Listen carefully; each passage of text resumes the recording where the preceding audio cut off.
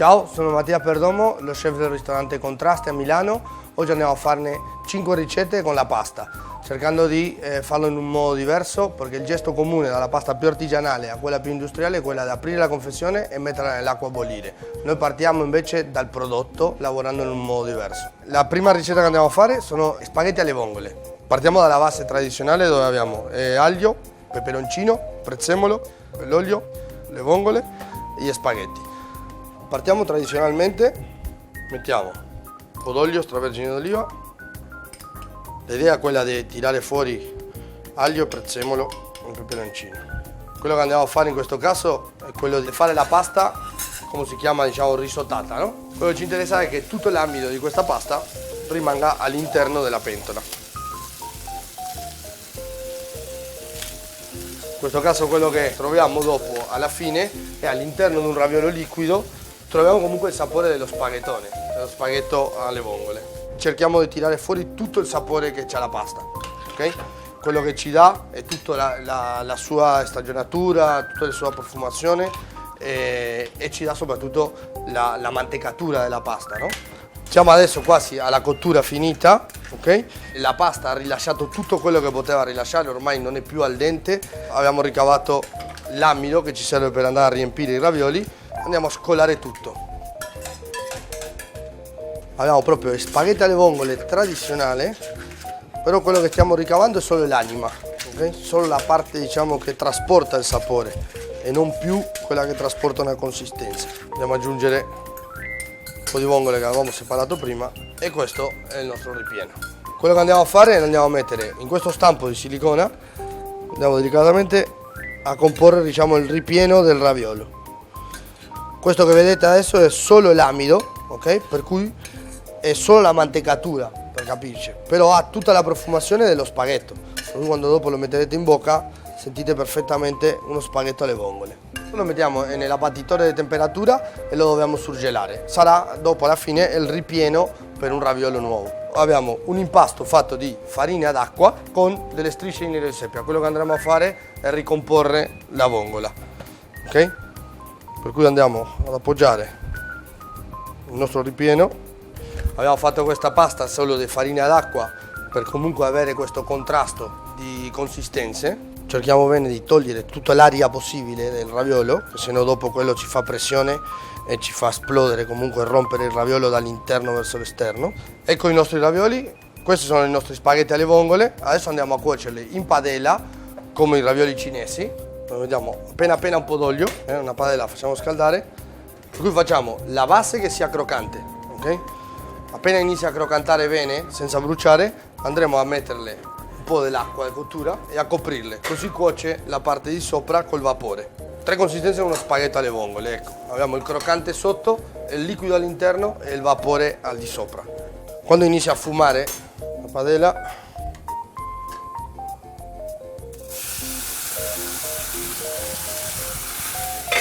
voilà. Una volta che abbiamo messo l'acqua, aspettiamo 3-4 minuti, okay, che la pasta si cuocia e che l'interno diventa completamente liquido. Dobbiamo aspettare a che si rievapori l'acqua e rifare la parte croccante sotto. Per cui la prima parte dobbiamo farla croccante, cuociamo col vapore e dopo dobbiamo aspettare che evapora tutta l'acqua, così torna ad essere croccante. L'acqua evaporata del tutto, andiamo ad appoggiarli molto semplicemente nel piatto. Non aggiungiamo niente perché abbiamo tutto all'interno del raviolo, il nostro spaghetti alle vongole. Adesso andiamo a vedere la pasta con le sarde. Anche in questo caso andiamo a togliere completamente tutto l'amido di una pasta tradizionale come le paste con le sarde, ma invece di metterlo dentro un raviolo andremo a fare un'altra cosa nuova, che è uno stampino fatto da noi a forma di maccheroni. Gli ingredienti che abbiamo per questa ricetta sono l'olio extravergine d'oliva, lo zafferano, pinoli, le uvette, cipolla, finocchietto selvatico, le sarde, le acciughe, la pasta e abbiamo una polvere di finocchietto selvatico. Iniziamo allora, olio extravergine d'oliva, cipolla, andiamo in cottura sempre con la pasta tutto all'interno con il condimento. Tostiamo un po' lo zafferano, facciamo imbiondire un po', prendiamo delle sarde, in questo caso le abbiamo solo sviscerate e tolto la testa, finocchietto, un po' di brodo, Adesso aggiungiamo la pasta, la mettiamo direttamente dentro. Mettiamo un po' di pinoli, uvette, 2 o 3 filettini di acciuga che danno un po' più di carattere. Infine io ho fatto una polvere di finocchietto selvatico secca desidratata che mi potenzia un po' la profumazione. Adesso aspettiamo i 12-15 minuti di cottura, sempre pensando che dobbiamo ricavare il massimo che questa pasta ci sta dando, il massimo dell'amido, no? Siamo arrivati comunque al punto dove la pasta non c'ha più niente da rilasciarci, siamo pronti per scolarla. Scoliamo la pasta e andiamo comunque a ricavare tutto l'amido. Una volta che abbiamo ricavato questo, andiamo a mettere un percentuale di agar-agar, portarlo a ebollizione, ok? A 90 gradi, perché se no non prende. Abbiamo messo un 0,8 grammi a 250 grammi di composto. Una volta che questa parte ha preso l'ebollizione, abbiamo superato il 90 gradi, andiamo ad aggiungere una colla di pesce. Giriamo bene che la parte dell'agar-agar non ci rimangano nelle pareti quando bolle. Andiamo a fare i nostri maccheroni. Questo è uno stampo che abbiamo fatto noi, ci darà la illusione di mangiare una pasta, ma non ci sarà quella consistenza. Una volta che abbiamo messo l'impasto all'interno del maccheroncini, le lasciamo stare tranquillamente. Lo possiamo mettere in frigo, lo possiamo lasciare anche fuori. È importante che non si muova tanto perché se rompe. Abbiamo ricavato i nostri maccheroncini, li andiamo a riscaldare, intiepidire a un'acqua sempre inferiore a 90 gradi, perché l'agar-agar tiene fino a 90 gradi. Asciughiamo un po', poi mettiamo i nostri maccheroncini, andiamo a finalizzare il piatto con tutte le componenti che abbiamo messo all'interno, per cui abbiamo un olio allo zafferano, delle uvette, dei pinoli tostati, delle sarde marinate. Voilà. Ecco, il piatto è pronto. Questa è la nostra pasta con le sarde. Passiamo a un altro piatto, andiamo a fare un panino di pasta alla puttanesca.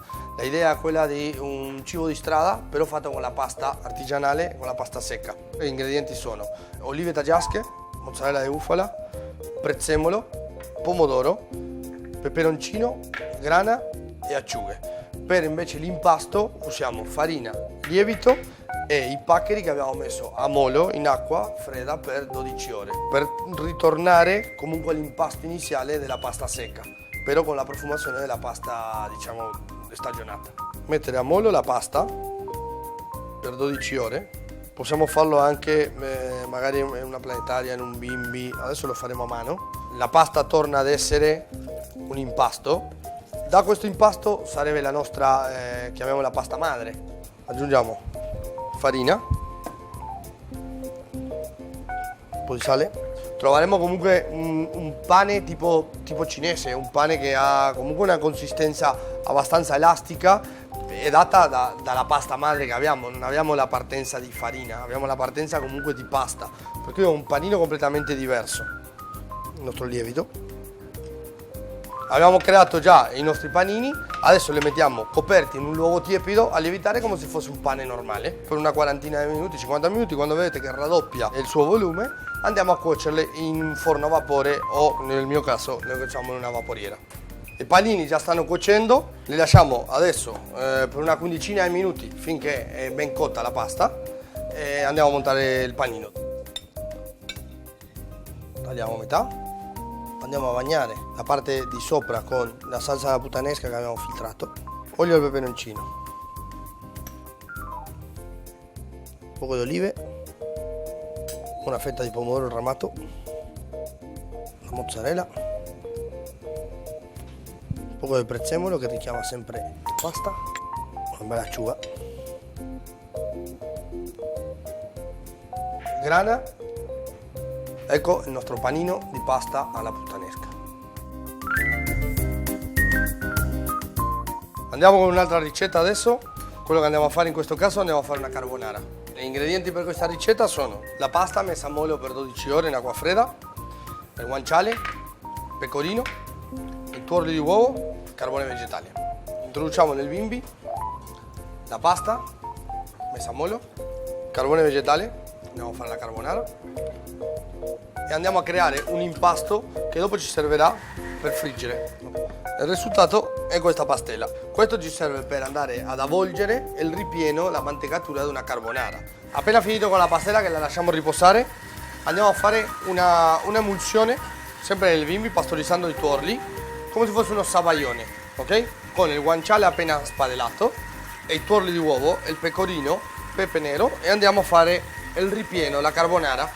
Questa è l'emulsione che ci è rimasta, andiamo a metterla in uno stampo a forma di sassi. Sarà il nostro ripieno di carbonara. Abbiamo dovuto pastorizzare le uova, pastorizzandola avremo dopo, non ci formerà la coagulazione quando andremo ad abbattere le uova. Questo lo passiamo adesso nell'abbattitore di temperatura e dopo siamo pronti per fare il piatto. Dopo 2 ore di abbattitore, il nostro savaglione di carbonara è venuto fuori, ok? L'abbiamo tolto dal stampino, l'abbiamo stuzzicato, adesso andremo a passare nella pastella e andremo a friggere. Adesso semplicemente come se fosse una pastella tradizionale, non le lasciamo troppo tempo dentro, perché sennò giustamente coagula l'uovo. Tiriamo fuori il nostro carbone. La nostra carbonara è pronta, come la presentiamo? Sulla griglia. Quando arriva a tavola facciamo affumicare un po'. Vedete, una pasta bella elastica con la nostra emulsione. E abbiamo la nostra carbonara. Partiamo completamente con un altro concetto, uno completamente nuovo. Andiamo a fare la pastigiana o la parmigiana di pasta. Andremo a grattugiare la pasta sul condimento. Si cambiano, diciamo, i ruoli ed è la pasta che condisce un sugo. Per la salsa abbiamo ingredienti che sono una salsa di parmigiano, una crema di pomodoro, una crema di melanzane affumicate, l'acqua della mozzarella e un gel di basilico. Invece per la pasta quello che andremo a fare è a ricreare un formaggio. Bollentare un minuto la pasta nell'acqua per creare il nostro formaggio. Appena riparte il bollore l'andremo a mettere nella formaggera e chiudiamo sottovuoto. Se reidrata per 12 ore, 14 ore, dopo lo togliamo dallo stampo, lo lasciamo asciugare ancora un pochino all'aria aperta. Abbiamo profumata l'acqua con un po' di croste di formaggio.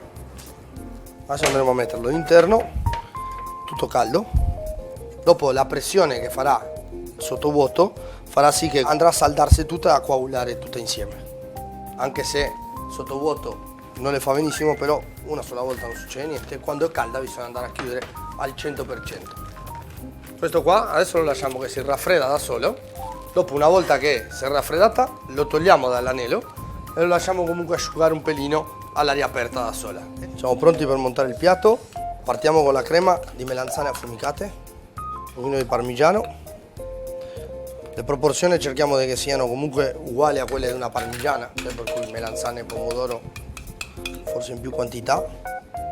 E l'acqua della mozzarella è quello che darà comunque la sensazione completamente di freschezza ed è quell'acqua che rilascia comunque una parmigiana in cottura. Delle gocce di basilico, il gesto finale è unico, andiamo a grattugiare la pasta sul condimento. Questa è la nostra pastigiana, un concetto completamente nuovo dove la pasta condisce il sugo e non l'incontrario.